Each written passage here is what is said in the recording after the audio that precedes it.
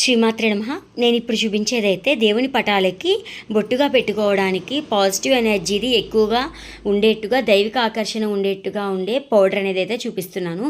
దీనికి మనకి లవంగాలు, యాలకులు, కుంకుమ పువ్వు, పచ్చకర్పూరము, సోంపు, ఎర్రచందనము, ఇంకా పసుపు.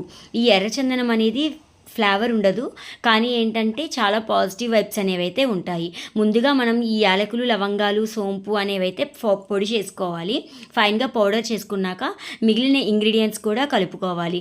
ఈ పచ్చకర్పూరము, లవంగాలు, యాలకులు అనేవి ఏంటంటే లక్ష్మీదేవికి చాలా ప్రీతికరమైనవి.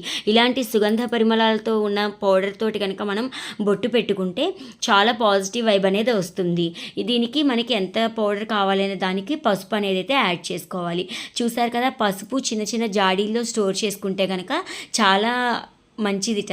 పూర్వం కూడా అందరూ ఇలా జాడీల్లోనే కదా స్టోర్ చేసుకునేవారు. ఇదిగోండి, ఫైన్ పౌడర్ చేసేసాక జల్లించుకోవాలి మనకి బొట్టు పెట్టడానికి వీలుగా. ఇందులో లైట్గా జవ్వాది కూడా కలుపుకుంటే ఇంకా మరింత సువాసనగా ఉంటుంది. ఇదైతే నాకు మా ఫ్రెండ్ చెప్పింది. తను చేసి చాలా పాజిటివ్ వైబ్స్ ఉన్నాయని చెప్పి నాకు కూడా చెప్తే మీ అందరికీ కూడా ఉపయోగపడుతుంది కదా అని చెప్పి నేనైతే షేర్ చేస్తున్నాను.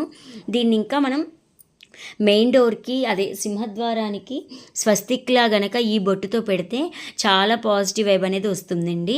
ఎందుకంటే ఇప్పుడు అంతా కూడా దిష్టి తీసి బయట నిమ్మకాయలు అవి అనేవి రోడ్డు మీద వేసేస్తున్నారు. పిల్లలు చూసుకోకుండా తొక్కినా చేసినా మనకి ఆ నెగిటివ్ అనేది రాకుండా ఉండడానికి ఇదైతే ఉపయోగపడుతుంది. చూసారు కదా, ఇలా గాజు సీసాలో స్టోర్ చేసుకుంటే పౌడర్ అనేది మనకి 1 మంత్ దాకా ఉంటుంది. మనం ఎప్పుడు దేవుడి మందిరం శుభ్రం చేసుకుని పటాలు పెట్టుకునేటప్పుడు కూడా ఈ పౌడర్ అనేది అయితే పెట్టుకోవచ్చు బొట్టుగా. నెక్స్ట్, దేవుడి మందిరంలో కూడా స్వస్తిక్ అనేది అయితే పెట్టుకోవాలి. స్వస్తిక్ పెట్టుకోవడం వల్ల ఏంటంటే మనకి చాలా పాజిటివ్ వైబ్ అనేది అయితే వస్తుంది.